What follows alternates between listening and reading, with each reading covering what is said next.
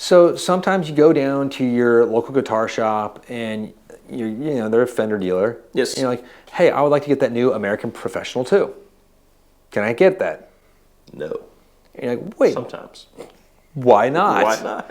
Because you're a Fender dealer. And he's like, well, that's when the dealer has to sort of explain, well, I'm a Fender dealer, but I'm this level of Fender dealer. Right. And so we wanted to sort of talk about like why your guitar shop might not be able to get the guitar you want. And it's a bummer sometimes. Yes. And there's something called a tier system across, or like a level system. It depends on the manufacturer you work with. And it's all based on how much money you spend with each one, and sort of which that's pretty much sums down to it. So if you're, let's say you are a Taylor dealer, right, or a Gibson dealer, or just even a PRS dealer. Like, so let's talk about the big ones first. Yes. Then we'll talk about the boutique makers as well. Ones. Yes. If you are a Taylor dealer, you're expected to spend a certain amount of dollars. X amount. Every year, like there's like a buy-in, and it's in the 5 figures just to get in there, and not the little 5 figures. It's not like, oh, here's $10,000. I'm a Taylor. No. That's just to get in, and then there's expectations every year, and there's growth expectations too. And if you don't meet those, you are downgraded or removed from their dealership network. Yes. Wow, that was brutal sounding. It sounded very official. No, and with like companies like PRS too, there's there's tier systems, which makes sense too. So if you can get into the brand, like you start off with SEs, right? Because core pieces are expensive. They are. And then you can start off with like amplifiers and SEs. Yes. And then you can jump into the bolt-ons and the S2s. The S2s and the Cs. And then eventually you can hey, I want to have US built, which bolt-ons are, but I want the core. That's like the bread and butter of PRS, like the stuff that we all go, oh. Like your custom 24s, your McCarty 594s, all that stuff. And don't forget the DGTs and the new stuff. That's true. The Fiore, the new bolt-on, which I'm actually excited about. It's that's a cool looking guitar. The humbucker and the 2 single coils, and the special 22s on that. Anyway, that's another. We're talking about PRSs too much this week. It's been a lot of PRS in our brain.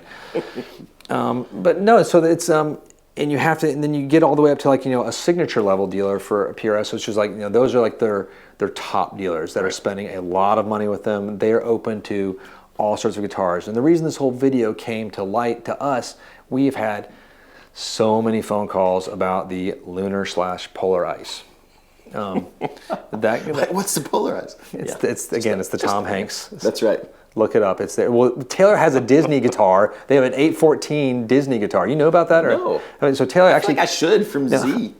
Z wants it desperately. He's like, it's got Mickey Mouse inlays. No, I do remember talking about that. It's the same price. So you're buying. I would get one if I was a Disney diehard and lived in Orlando, like certain people named Z. People we know. Yes.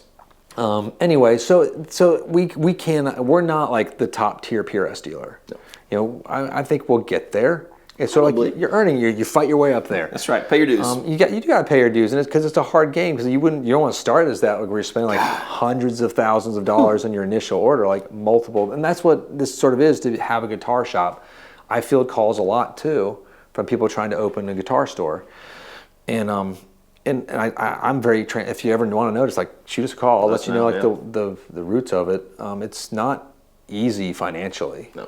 And you have to have certain levels of capital to invest. And each line, if you want to be a Gibson dealer, you have to come to the game with 6 figures. If you want to be a full line Fender dealer, you're in that 6-figure range too. If you want to be a custom shop dealer, and we're a showcase Fender custom shop dealer, which is their top tier at all, you are carrying hundreds of thousands of dollars. A lot. Not low hundreds of thousands per annum. That means every year. Right. Always on order, always coming, and it takes a while to get there. Or we did it really quickly, but we're stupid. We are stupid. And we're like, no, we want to spend more money. We're like, come on. But people like those guitars. I love them. Hey. We're obsessed with those guitars too. It's working out so far. It's working out, and we have the Gibson guys are coming on to town soon, and it's another thing, and we love our guys that I was getting a virtual tour of my friend, my rep at PRS Clay, his kitchen last night. We were talking about we're having our NAMM meeting online, which is totally lame. The hell, you know. You kept saying kitchen. And I was like, what is that code for? Like, what are they talking about? No, he literally it's his actual kitchen. Because he has his own like jam studio in the basement. He took us upstairs and we went up to saw his kitchen. And I got to see his kids, and his wife is super gorgeous. It doesn't make any sense because Clay looks like us. I know. He's like a version of us mixed together, which is horrifying. Like if we had a baby. God, that's a great thought. No, so it's definitely that. That's why a lot of guitar shops just can't have that outlay of capital. They have to really. It's hard, and you have to really pick which line you want to go into heavy. Some shops will go like, hey, and this is a really good sense. They'll be like, I'm going to be like the best PRS dealer I can be. That's my only brand. Right. And I'm going to carry a couple of other sort of periphery lines just to kind of like fill the shop and to fill my online presence. Or like you sort of spread it out. Like we were like, when we opened, it was like Fender and Martin and, no, it wasn't Martin. It was Fender and Taylor was like our big, huge lines. Then we had like, you know, Gretsch and some other guys, and D'Angelico came in and came out and came in and came out. And then PRS came in later for us, and we were like, well, let's just try it, because we weren't PRS players. And then we ended up like loving them for a bit, and then liking them more. Then people like these guitars, and then became a bigger PRS dealer. And then Gibson's coming, and then all the other, and then Loudon. Oh, let's get into boutiques. Boutiques. So boutiques, like, it's totally different. Would you say it's a little easier to get into some of the boutiques? Yes, yeah, I think much so too. easier. There's not this like constant hammer of, you know, the old days, from what I hear from like dealers, was like, you know, your Fender rep would show up and he'd be like, hey, you got these hooks on the wall. You need to have 12 American Pros. You need to have like 4 Elites or Ultras or whatever, Deluxes, whatever they called them back then. And then X, X, and Y, and I'm just sending them to you right now. I hear those stories a lot, and I've actually seen a little of that in smaller shops that I have worked for or been associated with in the past. But yeah, that's not been our experience at all. I've never seen this happen. Yeah. Even when I was at some of the dealer event meetings with, and we were talking, like, you know, we've always sort of been left to our own. Maybe it's because like they think we're like this outlier and we're just a little bit odd and we smell funny. We don't want to deal with them. No, they're like, whatever they're doing is fine. We do so much custom shop. Yeah. They're like, you just do what you need for your Changes shop. You can get, like, if you need Squires, if you need Pros, if you need, you know, the Player Series, you can have it. Just, you don't have to buy X amount. Just do your thing. And, we always do. We always buy more because people need them and they're awesome guitars. Again, Fender Player Series, one of my favorite guitars in the entire market. But no, boutique builders. Like, let's talk about Loudon. Yeah. Loudon is a very personal relationship, right? As it is pretty much with all of our manufacturers. But there's literally like one guy that you talk to, and then George Loudon, you know, and his son. And, you know, and I mean, I feel like we know everyone at Loudon. Maybe we. We did. They've had a lot of staff changes over COVID. Right. Like, I mean, Tessa left, like the most beautiful woman in Ireland. Heartbreaking. She went to IT. Derek was particularly heartbroken. Yeah, Derek was like crying. We were all upset. Yeah, but you know, thanks Tessa, but she left for IT work because it pays more than working for a guitar manufacturer. But anyway, a boutique you can carry 1, 2, 3 pieces, and kind of they're like okay with that. Like you might just have 2 on the wall. Like a lot of these guys, like they'll bring on Sirs, and Sirs it's sort of like a higher level boutique. Right. But you don't have to floor plan a lot of pieces. Because you get to these shops, they're making so much less product. They're producing so many less guitars a year. That's okay. They don't need you to carry, 70 guitars from their line. They're okay with 3 or 4 or 5 or 2 or 1. And sometimes. like the business terms that they maybe have with their dealers are maybe different. So like there's things called terms where like, you pay off in like a certain amount of time, or you get like a quick pay type feature. Yep. It's confusing, but it's all just managing money and making sure you pay your bills on time, just like a credit card. Otherwise, it's going to bite you in the rear end. If you've sold X guitar, you haven't paid for X guitar, then Y guitar shows up. Now you got to pay for X and Y. God, that was a cool math. I just did the math equation.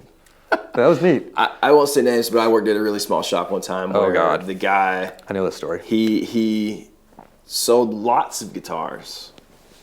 Well, relatively. What I thought then was lots of guitars. And then a year or 2 goes by, and turns out he didn't pay for any of them as he sold them, which put him in not a good spot.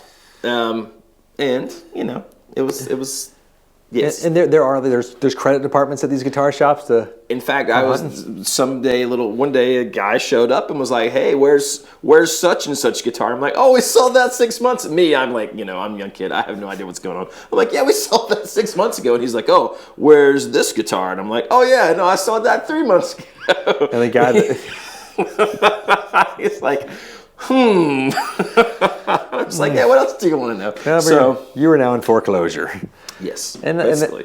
No, it's like, well, the thing that a lot of people don't like. It might not understand is that it is, and like it took me a while to get this sometimes too. It's a partnership with the manufacturer. Like it becomes a partnership, and it honestly becomes a friendship. And we get in fights, and we get we get in hug outs, and like, and, and it's like being married.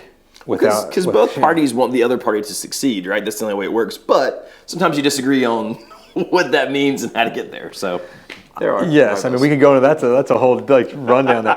No, but in general, I've become like great friends with all of our reps. Yeah. And like even like I remember like being at like one of these Fender meetings and like I don't know if any of these people know who I am. Like the head, like then like Andy, like the CEO of Fender walks like, "Hey Baxter, how you doing?" I'm like, "Hold on, I'm on the phone." I didn't realize who it was at the minute. I think I was. This is when they were announcing. Quiet, Andy.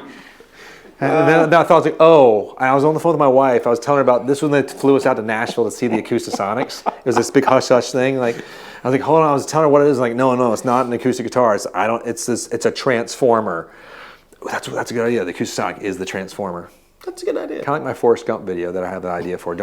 We're gonna do it. I don't know if I pitched it to you yet. I think you did. Don't say who it is. I will say nothing. One day, but no, it's definitely a partnership, and when it's a smaller scale guitar shop, because we're small tiered compared to like some shops, you can't have everything. It's just you won't be able to get it, and so that's why it's important hopefully your smaller shops are interconnected with other ones. So like we recommend, like we sent a lot of people to Wildwood. They were sold out in a minute. We sent some folks up to Carlos at Washington Music, calling about the Nebula Polar Lunar guitar. Polar Lunar Modular. Yeah, the silver sky. Like because we're getting calls and emails. And don't get me wrong, like some of us were getting frustrated because like we wish we could sell these. Man, if only we had 20 of these, they'd all be sold. Yeah. But I get it, and maybe it should be a lottery system. Or maybe they just reward their dealers that spend more money, like with how it's tricky because like it's some manufacturers it is a lottery system. Right. Like when we go to NAMM for like the custom shops, we see these 300 amazing hand-built guitars at Fender, and we all put our cards in there that want it, and they draw the cards. So like Baxter and Jonathan at Casino Guitars have the same buying power as Sweetwater. And that would really change that game if that wasn't true. If it was all Sweetwater does X amount of dollars and you do this, so they would have everything, and then you wouldn't have the chance to get your hands on the guitars unless you drive up to Sweetwater or like get a relationship with the guitar shop, and the owner's like, we don't have a call center. It's you or me on the phone and a couple other guys. Are you that guy with the beard in the videos? Yes. Yes. Hold on. Let me on the phone. Let me put the toilet brush down. I'm busy scrubbing that at the moment. I was vacuuming. Sorry. That was fine. I think you were vacuuming the other day. I was. I want to get pictures of him and put it on the channel. Like, look, Jonathan's at work. His real job right now. We have a very nice vacuum, by the way. Or if you ever get Taylor on the phone, not the guitar company, but my wife, she's usually very kind and knows more about the guitars than we do sometimes. That's kind of a neat part, sometimes. Just kidding. She thinks I wondered where we were going with that. I was like, yeah, she does. She is. It's a ukulele, or I don't know, it's strings. She's very knowledgeable. She's great phone voice, though. Yes. Very fast talker.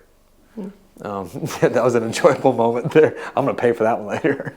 But no, so it's definitely like it's an ordering, and we're curious to see how it evolves with all the manufacturers. It's been pretty cool for us across the board, though. I would say so. We see how it works, and I love that there's an equal playing field amongst. Once you get to a certain level, it does equalize. It does. And so if you are like going to your smaller shops, just ask them like, which shops should I get this guitar from if they can't get it? Yeah. They should have a friend in their Rolodex. Does anybody know what a Rolodex is?